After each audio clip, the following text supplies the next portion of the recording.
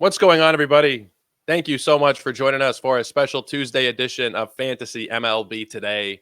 I'm your host, Joe Orico. You guys can check me out over on Twitter at Joe Orico99, and you can check out all of our fantasy baseball work at Ethos Fantasy BB. Got a lot of stuff in the works for 2024. Our draft guide should be out somewhere in the middle of February, so keep an eye out for that.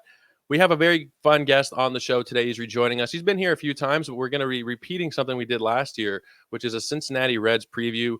Mr. Jeff Erickson, you guys know him as one of the co-founders and the senior editor at RotoWire, and he's also a member of the Fantasy Sports Hall of Fame. Jeff, thank you so much for joining us today. It's good to have you back. It's a heck of a tradition we've got going on here, Joe. I'm excited to do it. How are you? I've been well. It's been a good time. You know, we're really, truly ramping up baseball now. We're getting into the drafts. I'm in a couple of draft champion slow drafts. I did a gladiator the other night. Getting into the Earth Leagues now. We're getting it all ramped up. So it's a lot of fun as we really move toward baseball. Football is kind of in the rear view in terms of fantasy. There's still some playoff stuff going on, of course. But baseball is kind of front and center, and it's great to have you back here. I remember last year before I had you on, we kind of jokingly said, it wasn't going to be a terribly long preview. We didn't have high expectations of the Cincinnati Reds, and they surprised us last year quite a bit. They were really one of the most exciting teams in all of baseball to watch. And if you just look at this roster, it's jam-packed with fun and exciting talent. We're going to get into that in a second. Jeff, I do want to give you a chance, though, to just let everybody know what's going on at RotoWire. What should people be on the lookout for? So our draft kit is already out. We're constantly updating it. Projections are up, rankings are up, and we just went forward with our January roundtable rankings, where myself, Todd Zola, Clay Link, and Eric Halterman all put in our rankings, and we came up with a set of composite rankings. And that's live on the site. We're actually going to do a couple tweaks to it. Like I mistakenly omitted Vaughn Grissom, for instance, there, but that's been adjusted. Did I freeze? Yeah, I think you froze up there for a second. We got you, though. We got you here. Okay. So did you hear me with the last I heard was Vaughn Grissom was the last thing I heard you say. Yeah, we updated that, and that should be adjusted now on the site. That's awesome. RotoWire is one of my go-tos. The podcasts are coming at your feed all the time as well. You're going to be getting back behind the mic for the baseball side of things, I'm assuming, pretty soon as well, right? Absolutely. Looking forward to it. It's always great. RotoWire, I find that I like it a lot, the podcast feed, because it's always different voices coming at you. Yeah. And for people who listen to my show on a regular basis, you got to listen to the same schmuck every single day. So at least if you're a subscriber to RotoWire, you get James Anderson, you get Jeff, you get Zinke, you get Zola, you get all kinds of great voices coming at you with a lot of fantasy knowledge. Let's move into the Cincinnati Reds, and we're going to be using Roster Resource as kind of a preview here, or as kind of a guide. We don't really know exactly what this team is going to look like. And in my own projections, I've tweeted this out a couple times, Jeff. I think that Cincinnati is probably the toughest team to figure out. They added Jeimer Candelario, which kind of made things a little bit trickier in terms of projecting playing time for that infield. It's a little bit tricky. What do you think of the team as currently constructed before we get into the individual pieces? Do you think there's still going to be major moves coming this offseason? I keep thinking there's another shoe to drop. Yeah. I was surprised by the Candelario trade, in so much that they didn't trade away Jonathan India. They didn't trade away any of their young players to try to improve their pitching, try to do something that was a package deal to try to get a better starter. They've added to their rotation and their bullpen.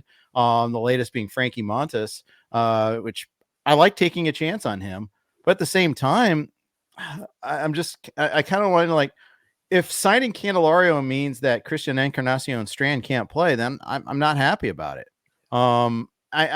Things have a way of working out.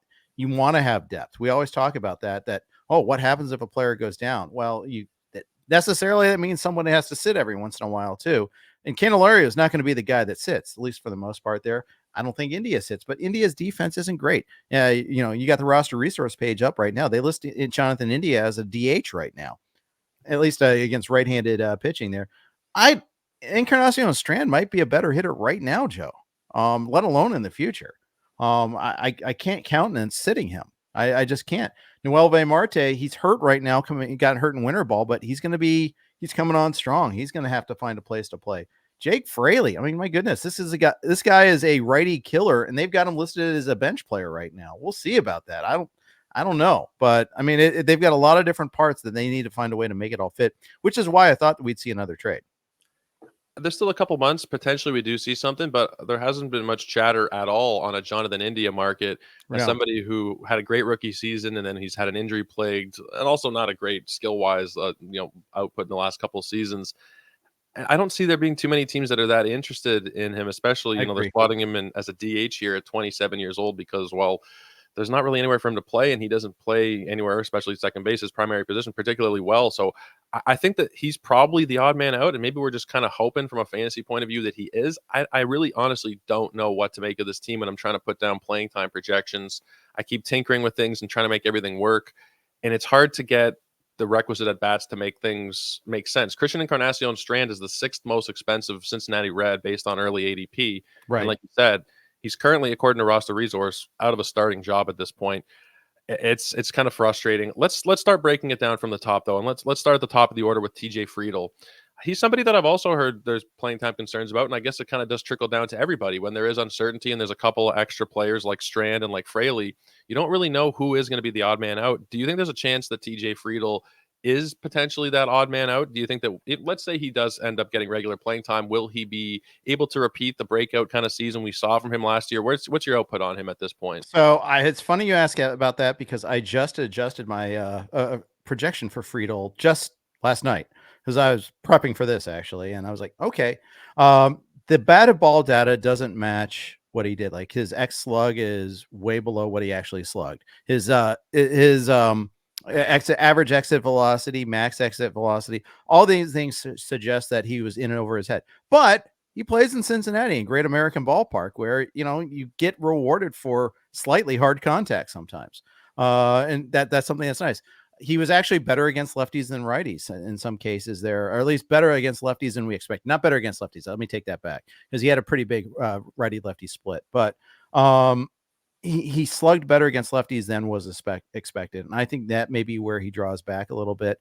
But he can play center field. And I think that's one of the things that, that'll drive a little bit of this conversation is who else is going to play center field? We know Spencer Steer, for all of his good things that he does, he's not a center fielder. He's someone that was adequate in the outfield to begin with there. They've been moving him around to begin with there. Will Benson, not really a center fielder. Jake Fraley, not really a center fielder. And you go down the list.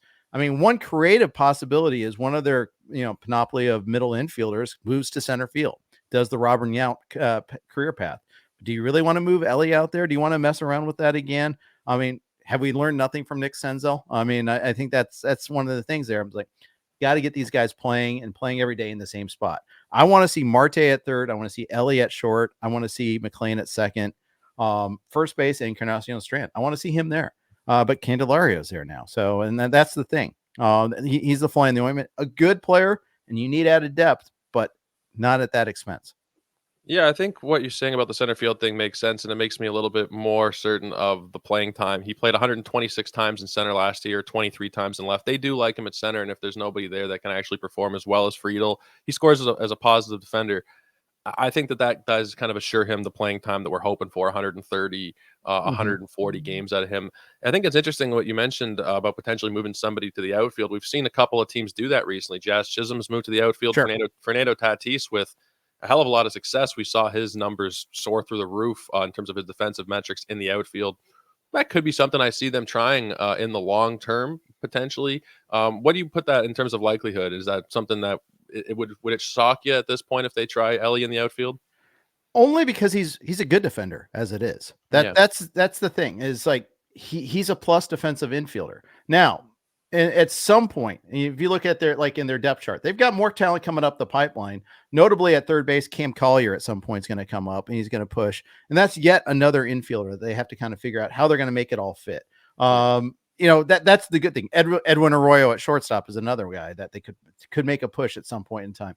They still have a good farm system despite promoting all these guys in the past year. But maybe not as loaded as it was going into last year. But I think one of the principal takeaways though from last season, Joe, is that young talent arrives quicker than you think sometimes. It knocks. The opportunity knocks and you can push through that door. The organization has to let them. See also Tampa Bay as an counter example. But at the same time, and even then, if they're so good, they're going to have to. And then I know I'm looking forward to your Tampa Bay episode because I think they just have so many guys coming out of the woodwork there. It's at some point, there's going to be a push come to shove. I think injuries happen, trades still happen. I think you look at this rotation, and there's a lot of threes in that rotation. If they want to get an ace someday, they're going to have to part with some of this young talent. I put it out recently, and I got a lot of pushback from a Reds fan base that if they could have their way, they might undo the Luis Castillo trade. And they take that top of the rotation starter. They don't necessarily need Arroyo and Marte. They've kind of clogged things up. Would you, as a Reds fan, undo that if you could have Luis Castillo at the top? I love Luis Castillo, but keep in mind he's doing what he's doing in Seattle as opposed to Cincinnati. He was great in Cincinnati, don't get me wrong, but there's just a big difference in pitching in those two ballparks. And I love Marte. Noelvi Marte is a stud. He's going to have a big year if he can stay healthy. He's one of the guys I want you to go get. Yeah, Marte, he looks like a lot of fun. His price isn't terribly expensive yet. We'll get to him, but let's go on to the boy wonder, one of them anyway, Matt McLain, who came up and did incredible things, 16 homers, 14 steals, and a 290 average over essentially half a season. Mm-hmm. He's going in the 4th round and the 5th round, a lot of drafts. Has he gotten too expensive for you? He's getting a little bit expensive for me. I'm still kind of interested, but that price is certainly not cheap if you want in the Matt McLain business. I am in the Matt McLain business. My projection has McLain above Elly for what it's worth. Okay. So although it's funny, I'm in a slow draft right now and I passed on McLain, but I started with 3 hitters. Okay. And so I tweeted out that I used up all my run good when it comes to KDS by getting the number 1 pick in an NFBC 50, which I'm in right now. And I started off Acuna, Alonso, and then Semien. So I needed 2 starters and then not 4 or 5 turn because I knew it was going to dry up pretty quick. So even though I love McLain there, needs come first, and I needed a stud there because I just know that the starting pitching kind of takes a bit of a dive after that. So went 2 starters in that 4 or 5 turn. Normally I would have taken McLain at that spot. So what are you thinking from him? Or is it 30-30 potential out of him? Where exactly do you put him now? I don't have him that high, but I'll tell you what. Let me tell you my projection for him. I have that handy real quick here. I have McLain at I have him at 20. It's close. 24-27 is what I've got him at. Okay. I have him currently at 22 and 22. And I have him hitting 280 also. So that's also going to get some mileage as well. Yeah. Do you think the batting average is something that we can, I guess, he did overperform maybe a little bit based on BABIP. He had a 385 BABIP. Where do you think that's going to end up? So yeah, the hard hit rate sort of supports the BABIP a little bit. That's one thing I try to make sure to see, if you've got a low, like Friedel, for instance, is a guy that doesn't have like a very hard hit rate. So you expect something like the BABIP luck to kind of recede a little bit there. McLain hits the ball hard. Chase rate's really high. That is the scary part. There is a lot of chase, a lot of Ks. Yeah. That is a concern, but he also gets a lot of walks too, which is nice, which means you're going to get on base a lot still, get those stolen base opportunities. I might be a little high on the batting average at 282, but it's in that neighborhood for me. I just think he's just a purely good hitter, and sometimes they get better in year 2. Yeah, I could see it. I got him at 270, but I could very easily see him going up to 280. He was 290 last year, so it's not too much of a stretch for me. Spencer Steer projected about 3rd. He's obviously an everyman for fantasy. He's eligible at 1st. He's eligible at 3rd. He's eligible in the outfield, which is great. I think that'll keep him on the field as well. They can kind of bounce him around. He's not necessarily somebody, we've talked about how crowded it is.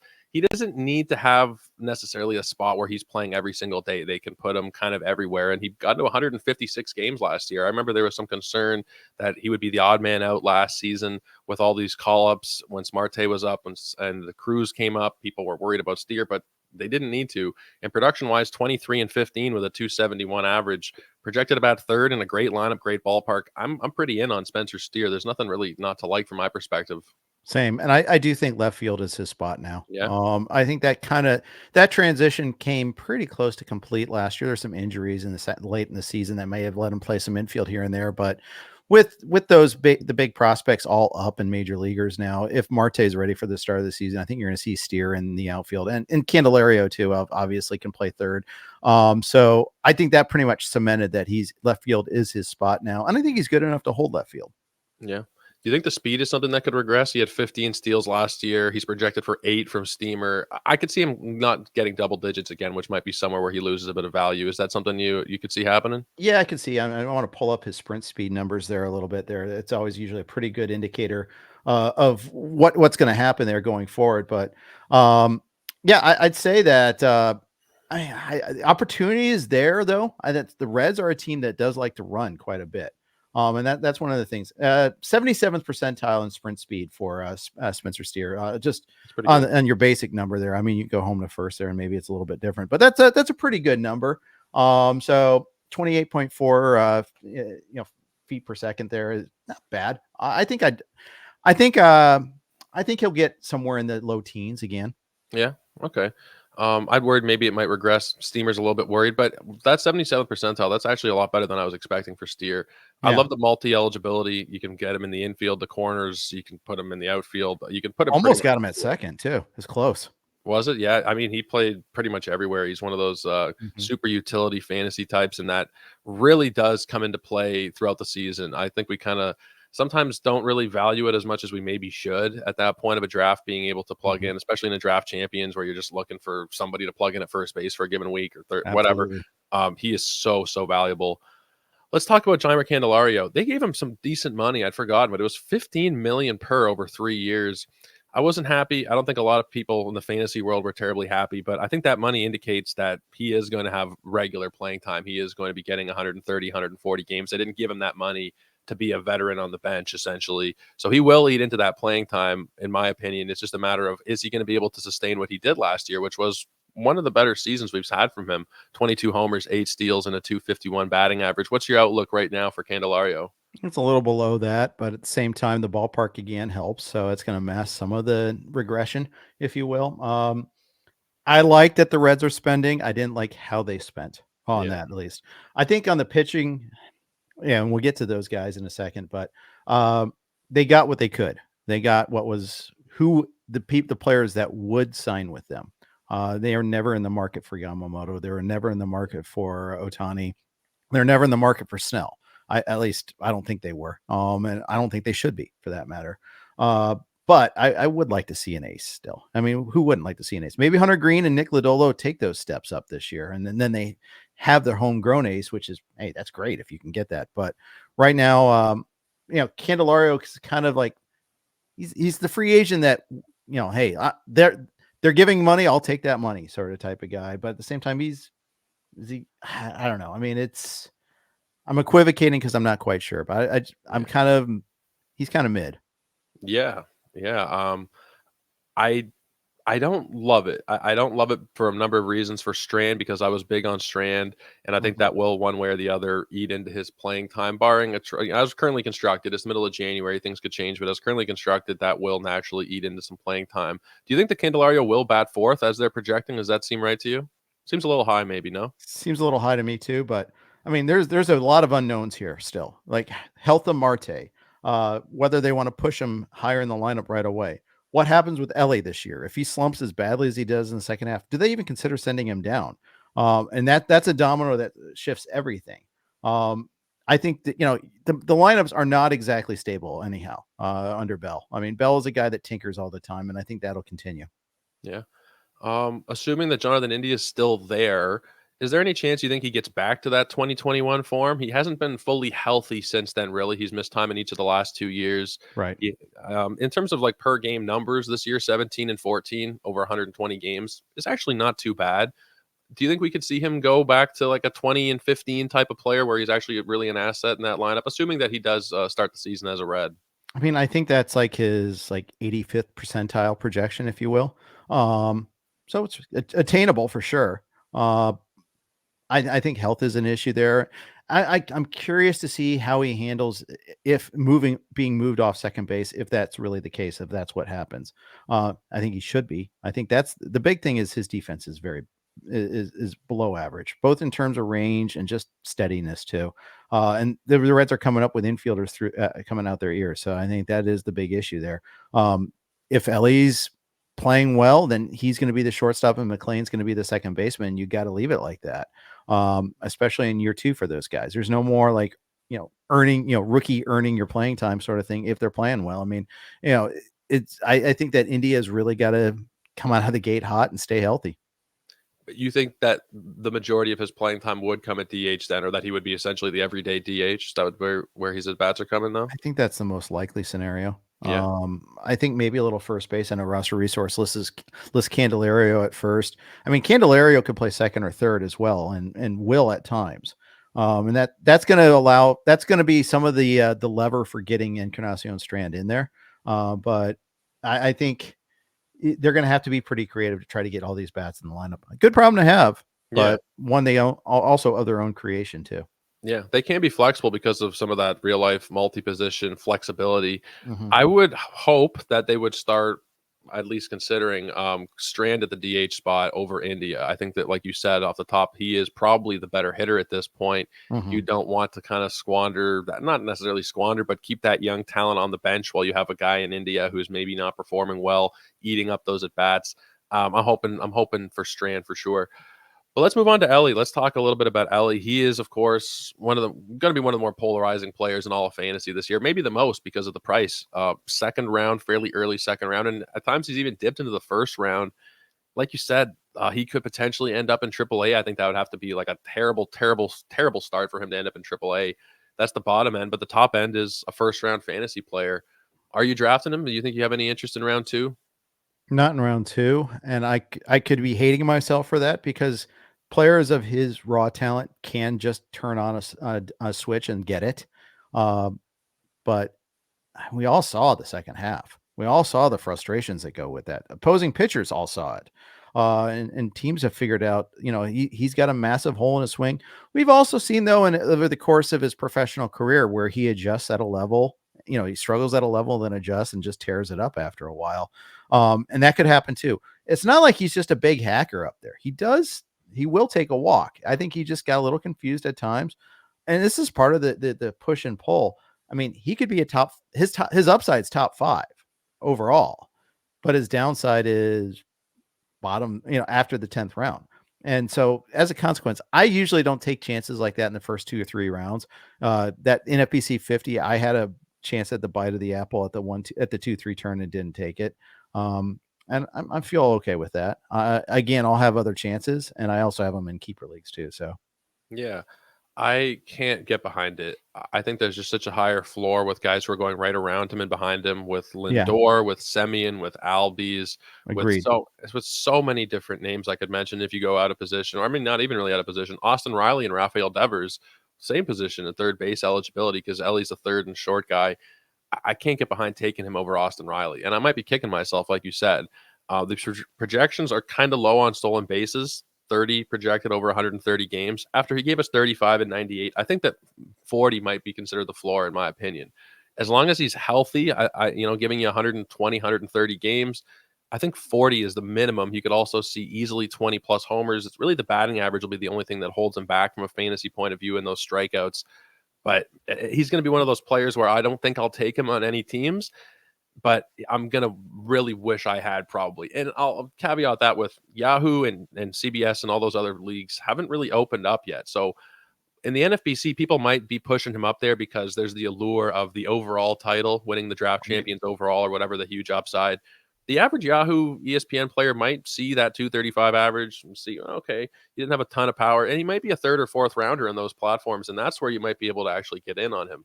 Yeah, I think I think I'm like with you, Semien and Lindor over him.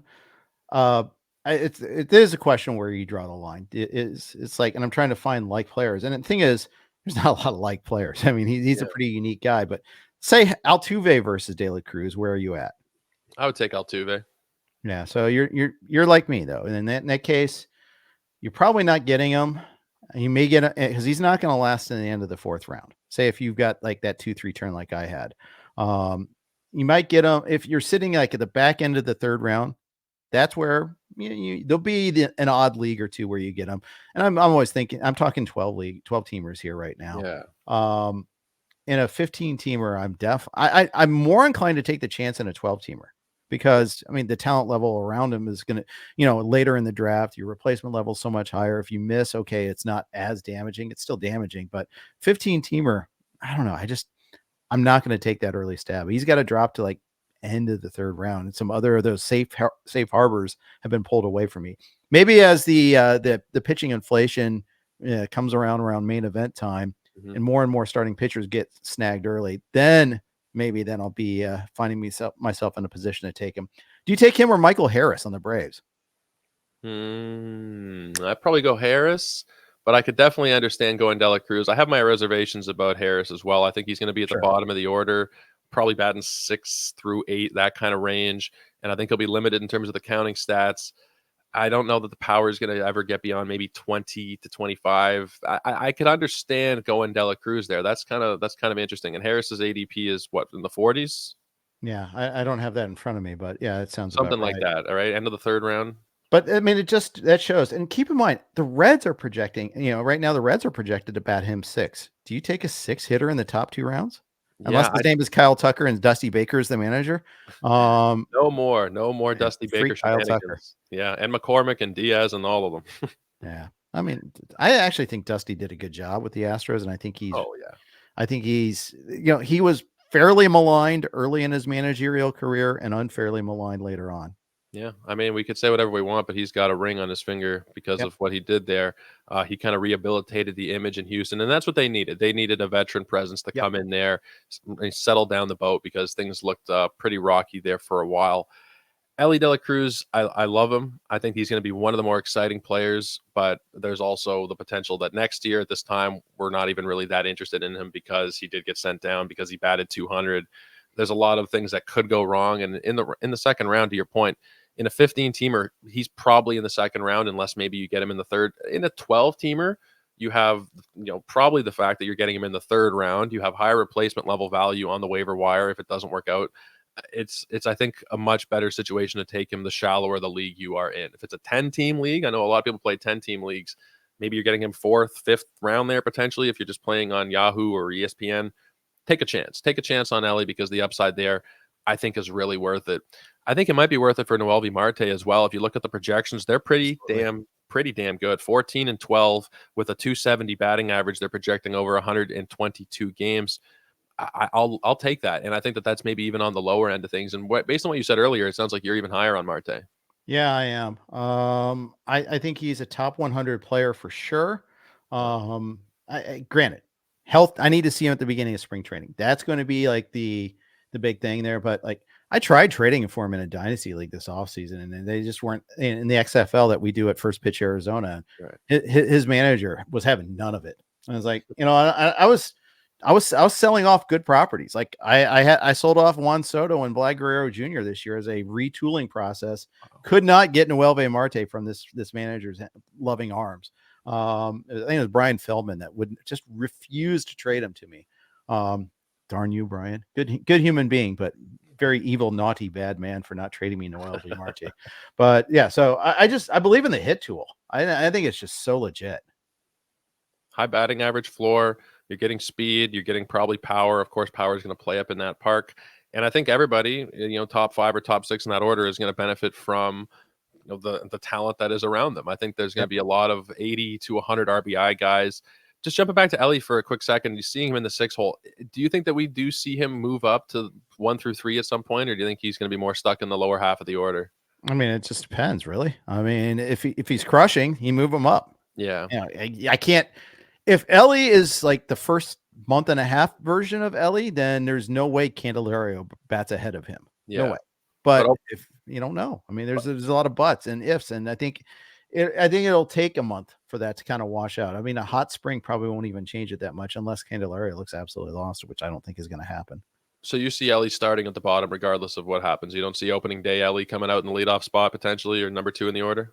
I mean, there's a scenario where that happens, right? But I think it's more likely that I'd be betting on 6 or lower. Okay. Let's talk a little bit about Will Benson. I've seen a lot of projections that have him as a strong side platoon player. Even in that case, I think you could be interesting in a deeper league. He was really excellent last season. I think he kind of flew under the radar for a lot of people. But he batted 275, 19 steals, 11 homers. He had a 128 WRC plus, which is excellent. I think that he's probably deserving of a full-time role. It's just a question for a lot of these players about playing time. Where do you think that's going to lie for Benson? Is he an everyday player in your eyes? It's more of the same. He's gonna get platoon because the Reds have so much depth. Yeah. And he's gonna be at the bottom of the order type of guy. One thing about the Reds is they're like the Giants in that they'll do in-game platooning. They'll switch up really quick. If a lefty comes in the game, out goes their three. They'll bring in the three right-handers. If Benson doesn't start a game, he'll come into a game. So they're gonna get those added little at bats here and there, and stolen base opportunities, things of that nature. They're gonna get that still. That's something that is nice. So it's not, even though they platoon a lot, they're also aggressive enough to get, an at bat or two a game. So is Benson worth starting in your mind in a 5 outfielder league? Is he worthy of a starting spot for you? It's close. Yeah. I've got him as my, if you're playing in a 12-team mixed league, he is like right around replacement level. I've got him as like hitter 166. Okay. That there's a lot of give in there. But I've got him like around the same range as Kelnick, Matos, Kirilloff. I like Kirilloff, by the way, a lot. I might go higher, but point is, he deserves a spot, but there'll be weeks if the Reds are facing three lefties, then maybe I don't start him this week. Yeah, that's totally fair. Let's talk a little Tyler Stevenson. I've been in on him every single year, it feels like, and he hurt me this season bad, worse than he ever has before. The batting average fell out from under him. We only saw 13 homers in 142 games. Bounce back potential, Jeff, or is he somebody we're staying away from? I think a little bit of bounce back is there. I mean, he's been hurt a lot in his career. The one thing you're not going to get the DH / first base at bats that we thought we were going to get. That too many guys have been pushed up. We're already talking about the playing time crunch. He's pretty much only going to be a catcher in the future. And it's good and bad. Just shows that the Reds lineup is stronger. Maybe every once in a while when they, platoon situations, they need to give somebody a day. He'll maybe play first or DH, but for the most part, he's like any other catcher where he's not going to get those extra at bats. And somebody who had 43 games as a DH last year, you got to think that's going to significantly eat into his playing time. Probably going to be hard to get back up to 142 games played, I would imagine. Mm-hmm. And if he's not able to get back up on a per game basis, if he's not a batting average asset, if he's not able to show even a little bit more power, even at getting up to 15 homers, I think he needs to do a little bit more in my eyes to be able to actually get back to being a one catcher league relevant guy. In two catcher formats, sure, it's tricky there to find anybody at the back end. He's going to be relevant in your standard 15 team two catcher league. Right now, he's not somebody I'm thinking is going to be worthy of rostering in your 12 teamers, your 15 teamers, if there's just one catcher. Yeah, I'd agree with that. I've got him like catcher 18 or 19 right now. Yeah. Same range as like Jonah Heim, in that sort of Ryan Jeffers, that sort of neighborhood. Yeah, absolutely. I agree. Let's talk some starting pitching. Let's move on to Hunter Green. Hunter Green is somebody that I think could be one of the best pitchers in baseball, and it would be incredible if he was pitching in a better pitching environment in terms of the ballpark. But even still, he showed growth in his strikeouts last year in terms of K per 9, which I know not a lot of people like. Strikeout percentage was still roughly the same, but even then, you're looking at a 30+% strikeout rate. You're looking at a Sierra of 3.74. Good supporting metrics, despite the fact that on the surface it was a 4.82 ERA. He wasn't healthy. I think that he can really, really make big strides in year 3 and be somebody that does kind of develop as an ace type as much as he can, considering the ballpark environment around him. Homers are a bit of a struggle, but I'm still going to be investing in Hunter Green pretty heavily this year. Are you interested? I am, but I'm also cautious because of the ballpark and because of his fragility in the past. He's missed enough time. I've only got him projected for 131 innings. So he can't be one of my top 2 starters. He just can't, which maybe that means I'm not going to get him. But I've got him more around like a SP4 for my team. He's going at pick 140 right now. Yeah, that might be achievable. It's not too bad. I drafted him in my DC the other day. I think he was my 4th SP off the board. There you go. A little more pitching heavy. I took, I think, 8 starters in my first 14 picks or so.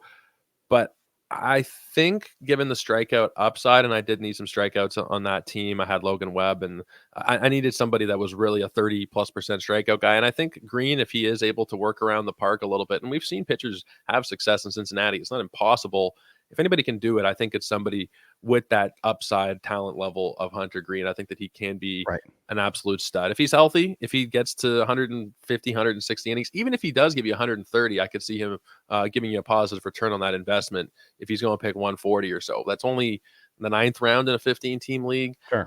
10th round kind of range. It's not cost prohibitive for me at that point. I'm still interested.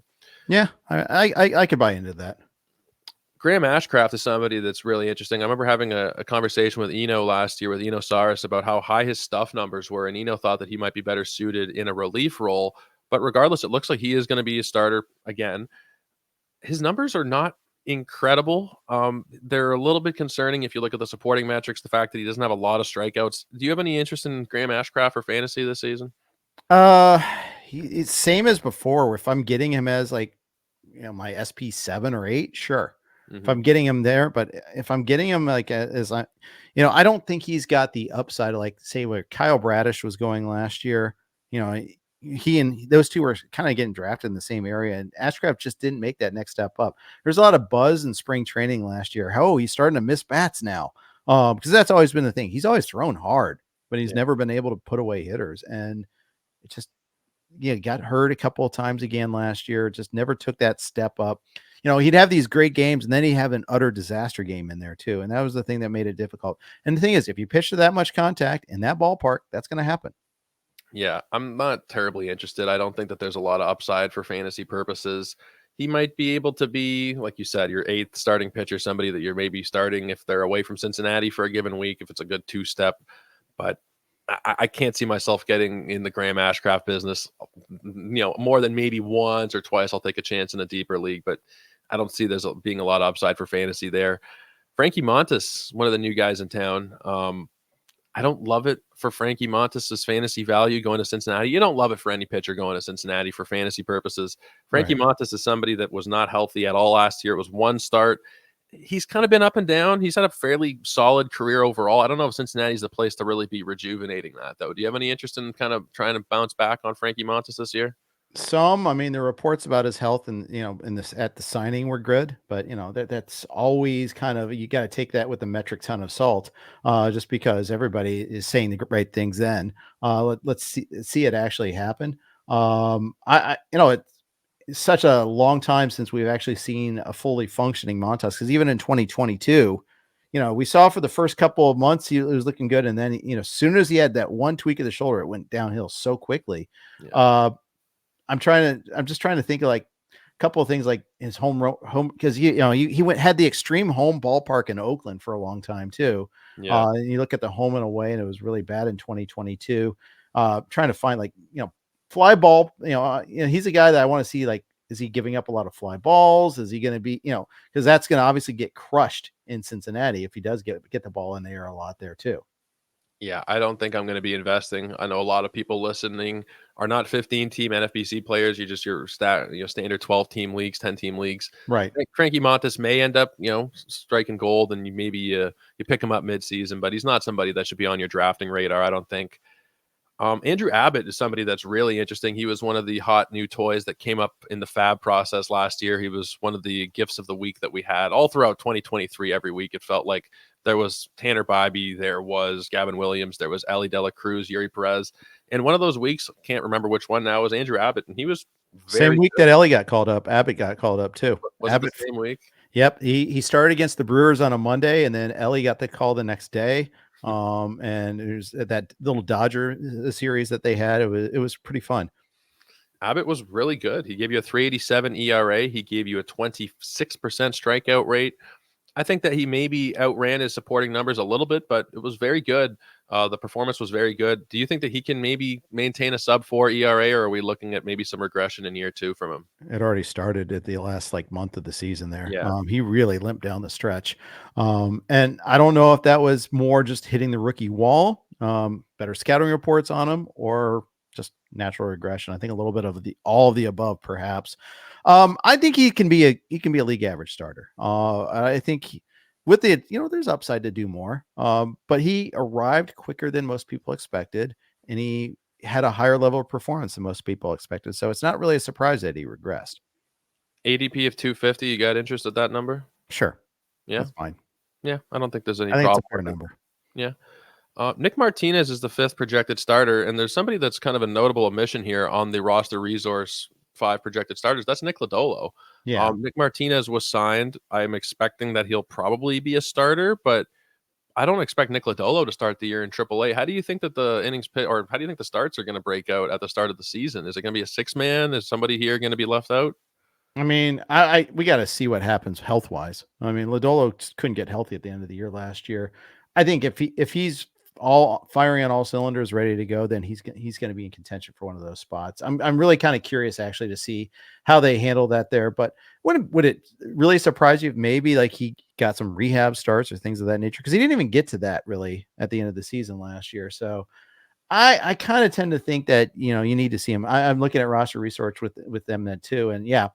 The funny thing is, Lodolo is an option. Brandon Williamson's an option. Connor Phillips is another guy that people are kind of high on in some circles too. So they have options, pivots. They could go 6-man. They could go with Martinez being a bit of a swing man. That's what he's done in the past. So you could see that as a path too. I find it hard to envision Lodolo, assuming he's healthy, would not get a chance to start. Like, I don't think that he would Yeah. be somebody who has to compete with Williamson. I think the talent level is very high, and you could argue Lodolo is maybe the best pitcher on this team. Though, is that a fair statement? You could argue he's better than Green. I think he's got a higher ceiling than Green, Yeah. because I think he's more polished. But Green's got the raw elite stuff. But I mean, Lodolo's stuff is pretty darn good too. He's got a lot of swing and miss also. But I mean, just he got hurt and there was a shoulder involved, and that's never good. So that's the one thing I can see why they list him as AAA for now. It's just he's got to prove his health, basically. Yeah. So is that gonna stop you from hitting the draft button on him this year? Where's he going at right now? About the same range as Abbott, 245 is his ADP. I could see it. I think he's the type of guy where I could see myself going there. I mean, I'd have to have like 5 starters already for sure. Yeah. He needs to be like a guy that is a streamer. It's a wild card. It's a dart throw, if you will, because there's just so much risk in terms of the health. There's just, and the fact that, he missed so much time last year that they have all these other options now that he's got to earn that spot. Yeah. If you're drafting a 12-team league, I know I do a lot of Yahoo-based content. But you draft about 270 players in a standard Yahoo league, so that's kind of like the last 2 rounds. You could take a shot on Lodolo if he's up to start the year. Maybe you get lucky and you get an ace in the last round. If not, it doesn't really hurt you at all to be dropping him. But I think that's kind of interesting. A lot of people, probably like myself, would look at that and be kind of startled that Lodolo is not there. But maybe, like you said, he will take a little bit of time to come up, and that might keep the cost even farther down than it should. And if he's only missing, the first 3 weeks of the season and you get 28 starts out of him still, then maybe you're getting him at a couple round discount because of that. I could see myself being pretty interested in Lodolo at that point. Now, in terms of the bullpen, I've read a couple concerning articles recently about Alexis Diaz. I've drafted him 3 times already through my 4 drafts this year, so that's not something I want to see. He didn't end the year particularly strong, but he still had a very solid year overall. Alexis Diaz, 67 innings. He gave you a 3.07 ERA, 37 saves, 30% strikeout rate. The big issue with him is the walks. Is there a chance that he loses his job to Emilio Pagan, who they brought in?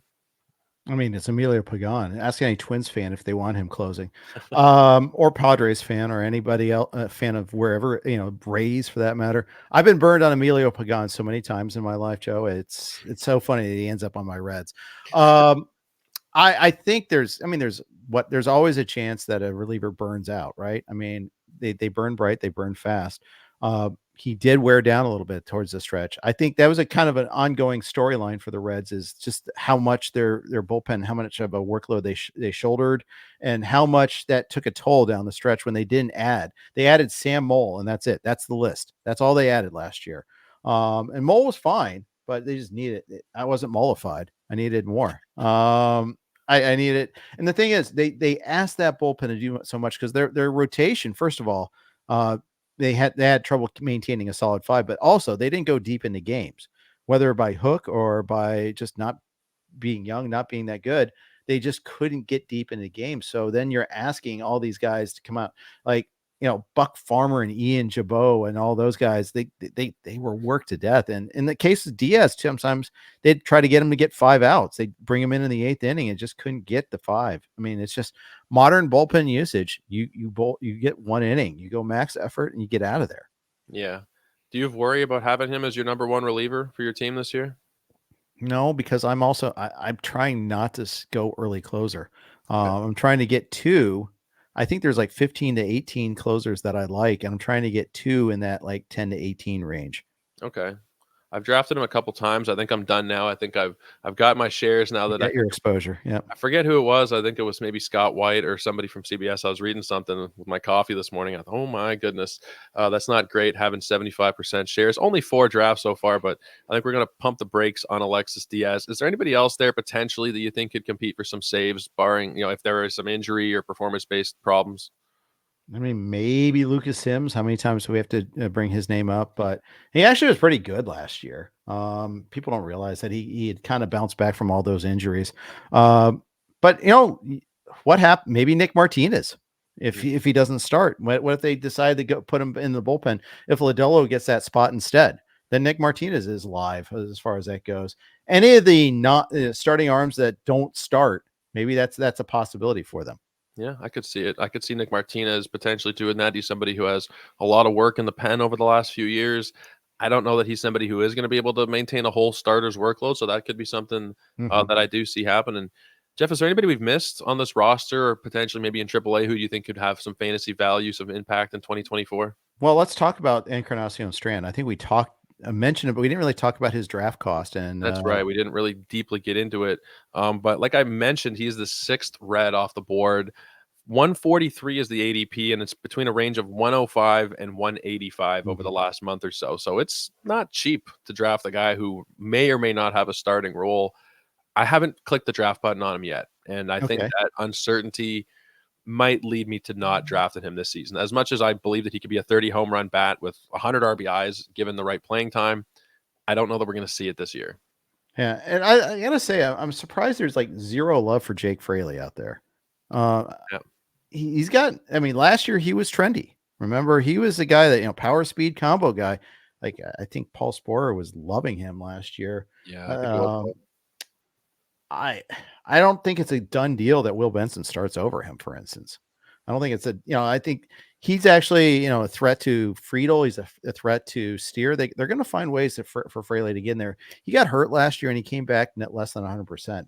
I still think he can play though. I think he's going to be a little bit of another guy, another mouth to feed. And I get why there's not much love because of all the at bats concerned, but I, he right now he's like the 15th red drafted.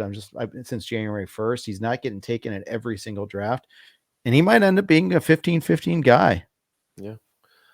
If you could take one or the other right now, I'm not sure what the price is. Actually, let me just see. Well, it's quite a bit different, but okay, given the cost, is Strand or Fraley you think a better investment right now? I mean, for the cost, it's Fraley especially because he runs, but Right. I mean, everybody loves Strand, right? Everybody loves his ability, his power. Um, he's not going to get you any stolen bases. I'll keep that in mind. If he has to fight for playing time, then that's a concern. And he's first base / DH only. That's the only other problem. Right. The upside I think is so high in terms of the other 4 categories. I could see him giving you like Austin Riley type of numbers given the right situation. 35, 100 and 100 with a 270 Dude, I'd average. love to dream on that. Oh, yeah. I think, and if you just even look at the projections, I don't think you should mess with the rate stats in terms of homers per game or things of that nature. But in terms of the playing time, they only have him down for 99 games. If there is a trade, if there's an injury, whatever, things break right, and Strand is able to get another 30% on this, they're already projecting 21 homers, 61 RBIs, and a 271 average over just 99 games. If he's If able he's to play, slugging 497, he's not going to play 99 games. He's going to play a lot more than that. I'll say yeah. that. Exactly. They're projecting an 826 OPS. That's not somebody you want on the bench, a young 23-year-old. I mentioned this recently, too. That's one of the big fleece trades, I think, maybe in history of the Molly trade. I mean, it's looking like it at this point. It was Strand. Who else was in that trade? It was Strand, it was Steer, and then they ended up getting Will Benson through another trade that they got somebody else, and then they quickly flipped him to Cleveland for Benson, I think. So it was essentially Will Benson as the third piece. Will Benson is the new Brandon Phillips, by the way, cast off from the Tribe. Basically for nothing. Now the Guardians, excuse me, and just I overlooked. You look at former Cleveland outfielders; they're almost like former Cardinals outfielders in terms of like doing well elsewhere.